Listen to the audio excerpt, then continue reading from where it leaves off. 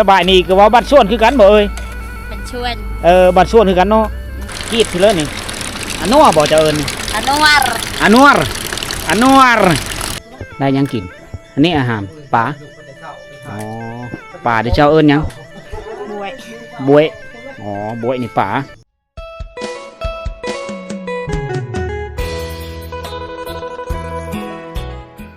ทักทายสบายดีพ่อแม่พี่น้องสบายดี FC ทุกท่านนะที่กำลังติดตามนะครับสมยินดีต้อนรับทุกคนเข้าสู่หมู่บ้านชนบทอีกมื้อนึงมื้อนี้ค่อยได้โหนขึ้นกลับมาที่เขตเมืองสมุยคือเก่านะทุกคนนะเพราะว่าฤดูกาลนี้เป็นฤดูกาลที่ว่าฝนตกแล้วก็ชาวบ้านนี่ก็กำลังเฮ็ดเสียหญ้าขมุกขมุนนะกับนาเวกของเขาเจ้านะมื้อนี้มานัดกับทีมงานมาเจอกัน YouTube น้อยนี่ทีมงานเฮาสบายดีคน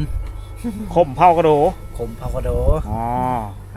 บ้านเกิดเมืองนอนอยู่แขวงสารวัตรแม่นบ่อยู่แขวงสารวัตรอยู่น้ำเมที่อยู่สารวัตรอยู่น้ำเมียจะคืนแล้วมาแต่ห่างจากห่างเมียมานี่จะคืนแล้วลายคืนแล้วแมนตัวโทรหาเดียวอยู่บ่โทรศัพท์เมียว่าแบบมันตายเลยโทรศัพท์เมียตายแล้วชาติไม่ได้โทรหาเดียวสบายผู้ที่2เฮาพี่คนรอประจำหมู่บ้านสบายดีสวัสดีครับเด้อ FM วิถีไทยบ้านครับผมแม่นแล้วคือไอขี้โตยเบาขี้โตยมาจากมือแล้วเฮ้ยตัวมานี่จากมือแล้วตัวมานี่มือ2 มื้อ1 คืน2 มื้อกับ1 คืนแต่ว่าฐานะนี้ยังโสดเนาะยังไม่ทันสร้างครอบครัวเนาะขยอมโนดเจ้านี่ล่อขนาดเลยทีมงานเก่าทีมงานเดิมทีมงานบุกบ้านหางอันนี้นะบ้านหางกับป้าสามักผลงานเพลิดกับเฮาไปติดตามเฮาไปฮับส้มทุกคนเลยซื้อ2น้องซานมาคือคมเผากระดูเป็นพิษ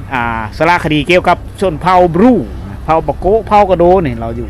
บ้านเราเป็นบ้านชนเผ่านะคนก็เป็นคนชนเผ่าเนาะแต่ก็เว้าภาษาลาวได้ดีอยู่โดนๆเนาะโฮมงานกันทีนึงไอคิโตเฉว่าเราเมือง2 ข้อเขตเดียนติดจอดกับมาแขวงสารวัตรบ้านอันนี้นี่ถ้าว่าตามซื้อกับแม่นบ้านตุงแต้งไม่ทุกคนเลยหลายๆคนก็เยอะคอยถ่ายเบิ่งว่าแทบหมู่บ้านที่ว่าชาวบ้านที่ย้ายมาจากบ้านเก่านะบ้านที่เก่า10 ปลายราคาเฮิรนมีคนอยู่นะเขาย้ายไปอยู่เชลเลอร์ว่าซั่นคลิปนี้มีคำตอบทุกคนเดี๋ยวนี้แหละนะเดี๋ยวค่อยสีพาทุกคนไปรับชมเบิ่งว่าเขามาอยู่แล้วเขาเฮ็ดนั่นเลยได้นะออกมาได้จากปีแล้วนะอันนี้คือสถานที่นี่แหละบ้านตุงแต้งทุกคนตุงแต้งใหม่นะเขาจะเอาย้ายออกมาแต่บ้านเก่าไปแล้วมาตั้งถิ่นฐานภูมิลำเนาอยู่นี่มันคือทางแล้วก็มีไฟฟ้ามีสัญญาณโทรศัพท์ได้ก็เขาจะออกมานะสถานที่แห่งนี้เต็มไปด้วยขุมระเบิดทุกคนในยุคสงครามตะกี้แต่ว่าตกมายุคปัจจุบันญาติพี่น้องเฮากะมาเฮ็ดประยุกต์ใช้เป็นเอาน้ำเฮาแล้วก็เลี้ยงป่าอยู่นี่ได้บัดนี้เป็นน้องเลี้ยงป่าได้แท้นี่แหละขุมระเบิดหลายทุกคนเลยนะ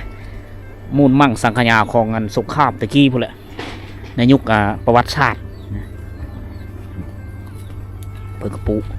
กล้วยแด้ซื้อแล้วก็ปุมะพร้าวแด้อยู่นี่หญ้าคาแล้วก็ปูชิคือนะบุญได้เขาเจ้าย้ายออกมานี่เขาเจ้ามีห้องน้ำใสนะตอนเขาเจ้าอยู่บ้านนั่นตุงแป้งเก่านี่มีห้องน้ำไม่มีนะเพราะว่ามันไก่จากซิมั่งบอกแล้วก็ได้สูงค่อยมาใน2 เดือนก่อนก็ไม่ได้รีวิวทุกคนเบิ่งนะมาบ้านหางในมือก่อนนี่มาเมื่อนี้นี่เข้าไห้เขาเจ้าเขียวงามแล้วเลี้ยงไก่พร้อมนะไก่ก็มาเคกินอยู่นี่เลยคักเนาะไห้แคมบ้านเนาะคักเนาะฝนตกแล้วก็มาลอยหื้นโลดมันบ่นะแดดหอนเสาเมื่อยกับแม่นมือหื้นโลด2 คนนี้เนาะเนาะให้งานนี่2 คนนี่แหละนี่2 ผู้มีลายมือไปแล้วยากขาทางพุ่นนี่แล้วมาแล้วทางนั้นเนาะทางนั้นแล้วยังทำนี่ลองซ่อมขาเลยยาฆ่าเนี่ยมันนานตายก่อนสิเฮ็ดในฉีดยาบ่นี่ฉีดเนาะ คันเฮามีฉีดยาในแห้งก็ไปกว่านี้ เฮ็ดบ่ได้แล้วมันบ่ฉีดยา โอ้คือมันมียุบเลยไม่มีตายเลยเนาะ เออ ยาขานะอันนี้ทุกคนนะถึงว่าสิพ้นยาเคมียาห้ายาก็ตาม แต่มันมีตาย ตายตายแน่บ่แน่ ตายครึ่งนึงมีตายครึ่งนึงนะใส่เคมีเผาเอาสั้นมีรอดนะฝนตกแล้วบาดนี่ ตายแต่ตัวมันถึกยานะตัวมันอยู่ในมันทันออกใหม่อีก ปีแล้วนี่ก็ทางเชื่อปีแล้วนี่ปีกายนี่เฮ็ดอยู่นี่บ่ แล้วบริทางบริเฮ็ดให้ บ่ได้เฮ็ดหายเลยปีแล้วนี่ แม่ เอาเข้าเชื่อกินซะ เขาว่าการ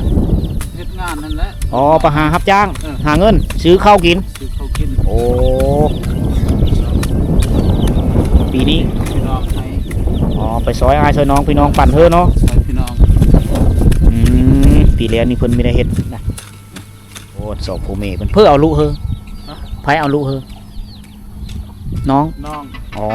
ใครอยู่ยังมีผู้เอาน้องเขาอยู่ น้องน้องเมีย อ๋อน้องเมีย เออ จังซี่เด้ชีวิตชาวไร่ชาวนาพี่น้องเผ่าผู้ไทยเผ่าลาวเฮาก็ปักดำเข้าหน้าปีแต่ช่วงนี้แต่พี่น้องเผ่าบรูเฮานี่ก็เสียหญ้าให้เสียหญ้าสวนมันต้นทุกๆบ้านก็จะแบบนี้แหละทุกคนถ้าว่าเฮาไปในช่วงหน้าฝนนี่นะอันนี้คือการวิถีชีวิตแบบดังเดิมนะบางปีก็เฮ็ดไก่ให้นะบางปีก็เฮ็ดตามนี่แหละสมมุติว่าปีนี้ทางนี้ปีหน้าเฮ็ดบ่ได้แล้วอยู่นี่เนาะ เฮ็ดบ่ได้แล้วอยู่นี่ ต้องปลูกแนวอื่นนี้เชื่อ เออ มันต้นบ่โกยบ่เนาะ มันต้นได้กล้วยยังปลูกในอื่นได้ พูดแล้วเนาะหืนผู้แล้วคือสิทางให้ก็เนาะผู้ไก่หืนผู้ก็เมย ปลูกก็บ่ได้ไปแล้วเพราะว่าของเขา อ๋อเขามาเอาดินแดนเพื่อมันแล้วเนาะ เฮาบ่มีแล้วเอา เออ แต่รับจ้างหรือว่าเขาเฮ็ดให้พี่น้องมันได้อยู่แล้ว ขอทางน้ำเขาเนาะ เออ ทางให้แล้วก็ได้เขาแล้วก็ส่งคืนเขา คือ นี่ชีวิตสองพ่อแม่ทุกคนเนี่ยปากกันเสียหญ้าหายจังซี่นะเพื่อสิได้กินข้าวนะแต่ละปีฮูดเอาบ่ขอให้แถวนี้ พูดเอาใส่ ฮูดเนาะบ่ได้เกี่ยวเนาะ เกี่ยว อ๋อแคนเกี่ยวนี่เขาล่ำบ่ จักเขาบ่เคย บ่เคยเนาะมีแต่ฮูดแต่สมัยปู่อีปู่ย่าเนาะเออ ผู้ย่าก็พูด นะเป็น เขาหน้าเขาเกี่ยวอยู่เขาหน้า ข้าวหน้าเกี่ยว เกี่ยวก็สุดน้อยนะนี่ก็พูดคือกัน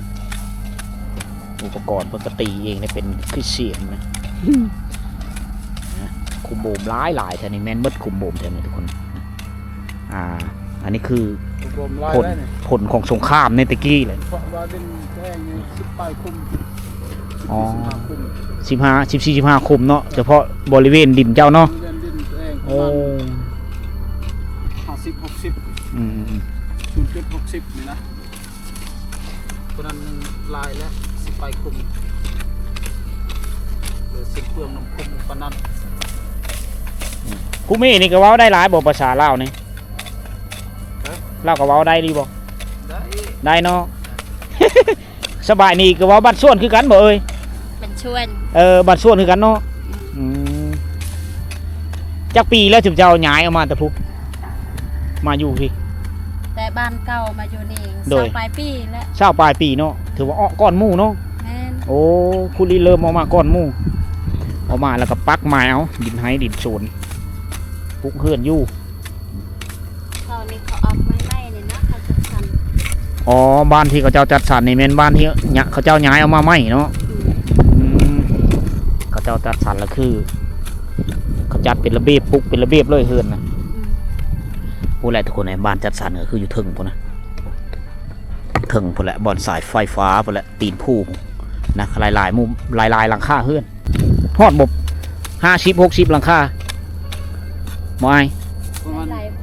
70 ประมาณ70เนาะ จ้ะ โอ้ถือแสดงว่าหลายครบหลายหลังคาเฮือนอยู่ฉัน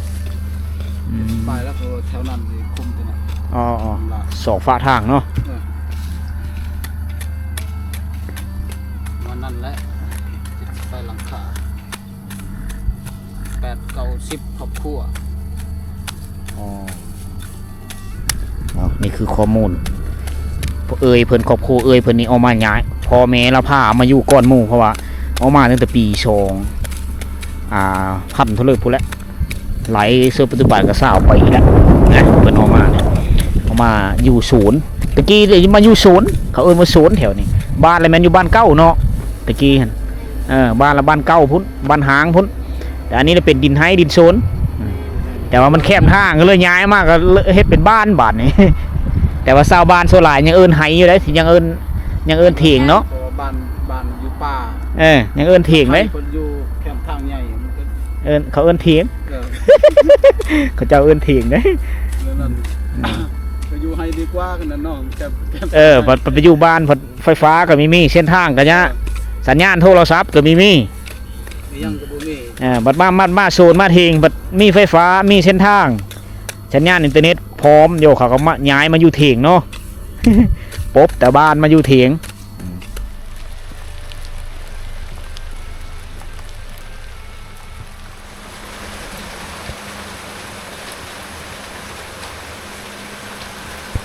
กีดทีเลยนี่อันนัวบอกจะเอิญ อนุวาร อันนว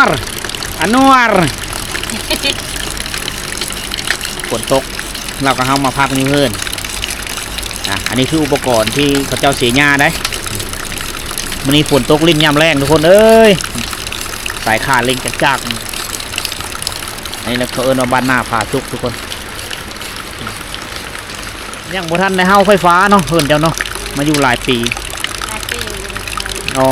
โทรศัพท์ไปสักบันเขาคน อยากซากโทรศัพท์หรือซากน้ำมูก บันด้านบันลื้อนะ อ๋อบ้านตัวทางมากบ้านดอนจะพุ่นแล้วเนาะ แม่ เขตแดนเมืองชะโมยคุณฝนตกวางเวกับฝนไว้ฝนท้าไว้นี่คือเฮือนเอ้ยคนบอนเฮาพักเศร้าแล้วทุกคนเลยไว้เครื่องของเพิ่นไว้อยู่นี่นะหม้อแหะแต่กระโปะไว้อยู่นี่แล้วบ่อันเฮ็ดอยู่เฮ็ดกินเลยคือเอาตารางเฮิร์นเลยสบายทุกคนเลยเฮ็ดอยู่เฮ็ดกินอยู่นี่แหละทีมงานเฮามื้อนี้ฝนตกยังเที่ยวบ้านไม่ได้เลยทุกคน ใจ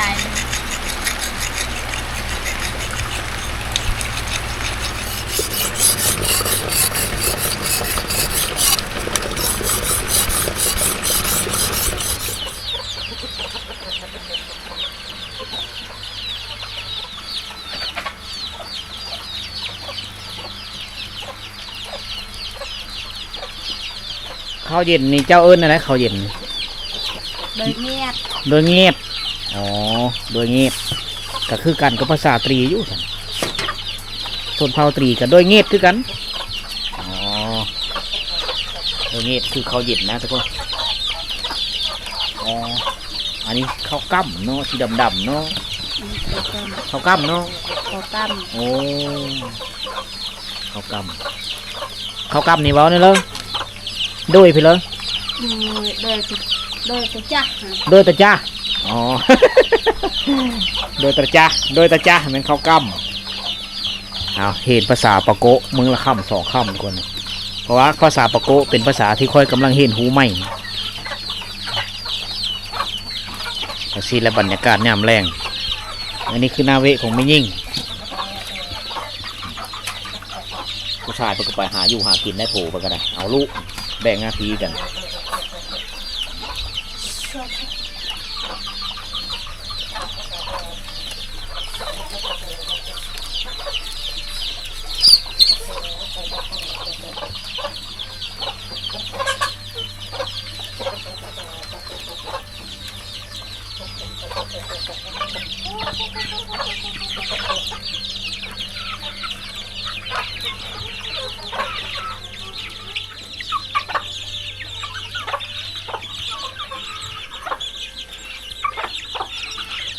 ได้ยังกินอันนี้อาหารปลาอ๋อปลาที่เจ้าเอิญยัง บวย บวยอ๋อบวยนี่ปลา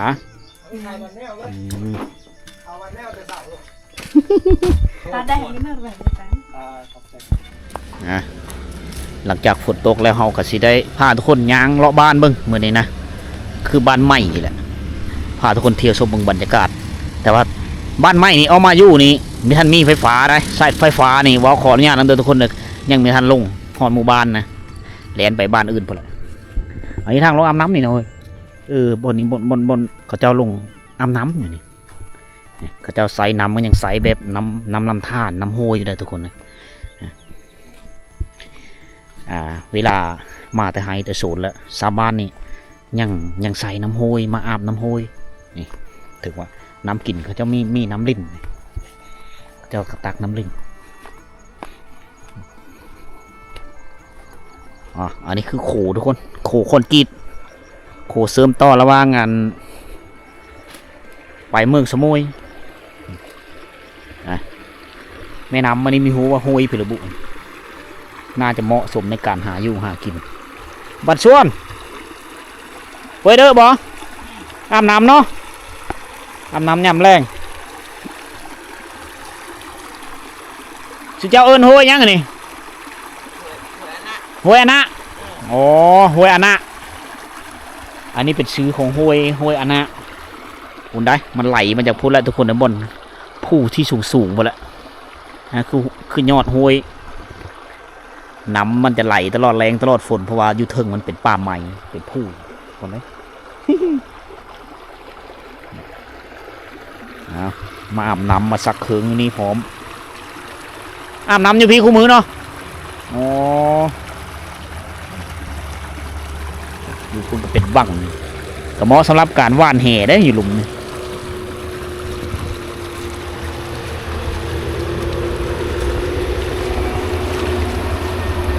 พักเนาะน้ำแต่ละเย็นเนาะ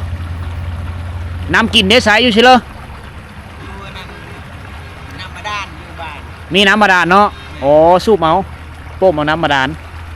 แต่ว่าน้ำอาบนี่ลงมาอาบอยู่ห้วยนี่แหละถึงว่าเป็นบ้านติดริมถนนก็ตามอันนี้เขาเอิ้นว่าสุถิงเขาเจ้าได้เพราะว่าในมือก่อนนะชาวบ้านนี่มาทางไฮทางศูนย์อยู่พี่แหละกับพอดีเส้นทางไปเมืองสมุยนี่เกิดขึ้นมาแล้วก็เลยมันก็เลยเป็นสถานที่ติดแปะกับแคมทางนะก็เลยซื้อว่าเขาเอิ้นเลยว่าเถียงนะเขาบ้านเขาแล้วมันอยู่บ้านเก่าบ้านใหม่นี่ประมาณ70-80ราคาเฮือนเลยทุกคนเลยอาบน้ำเลยนี่เปิดเด้อเนาะน้ำอยู่ห้วยนี่บ่โอ้อ่องลูกอ่องเตาไป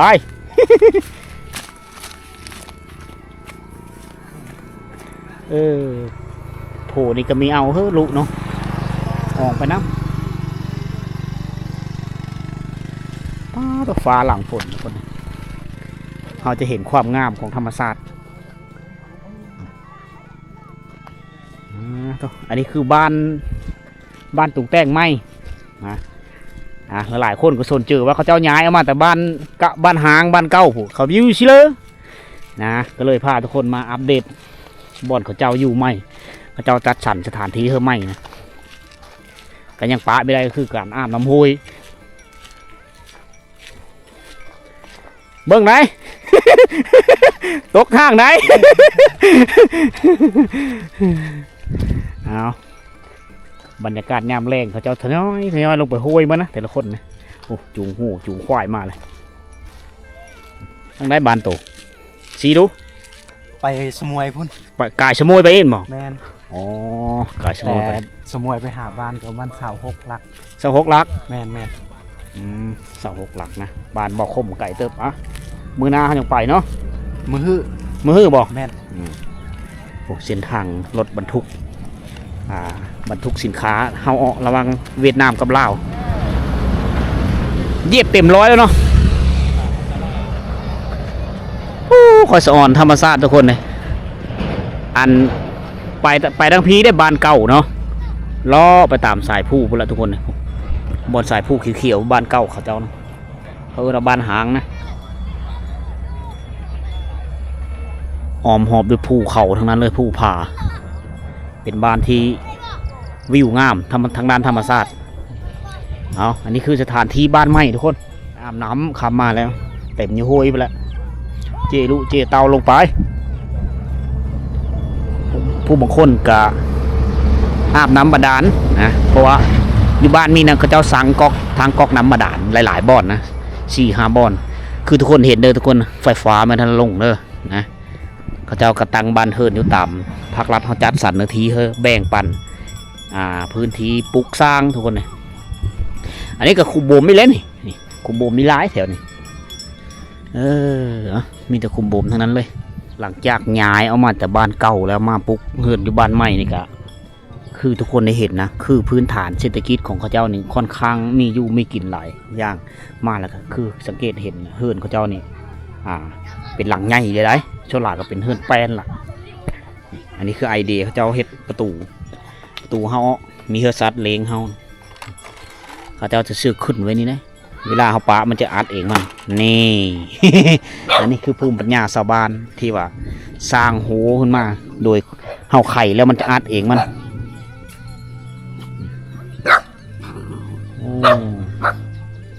เป็นบ้านเฮือนที่สะอาดงามนะเหมาะสำหรับการเลี้ยงสัตว์สบายดีบ้านชวน ว้าวน้ำกันพี่เป็นเฮาเนาะคนละภาษาเนาะบ่จักเนาะอ๋อเว้าได้อยู่บ่ ใครบ่ฮู้ภาษา บ่ฮู้เนาะ บ่ฮู้เนาะ ฮู้น้อยๆบ่ฮะฮู้น้อยๆเนาะโอ้ซื้อยังเอาไปซื้อเพื่อเงินซื้อขนมโอ้คักเนาะซื้อขนมเจื้องแก้วบ่อ๋อขนมเจื้องแก้ว เลยแก้ว โอ้ปลือแก้วแก้วนี่ขนมเนาะโอ้บ้านสะอาดเที่ยวชมวิถีชีวิตเห็นบ่โง่ควายเขาเจ้านี่เลี้ยงมัดไว้ตามห่มไม้ห่มโต๊ะจังซี่แหละ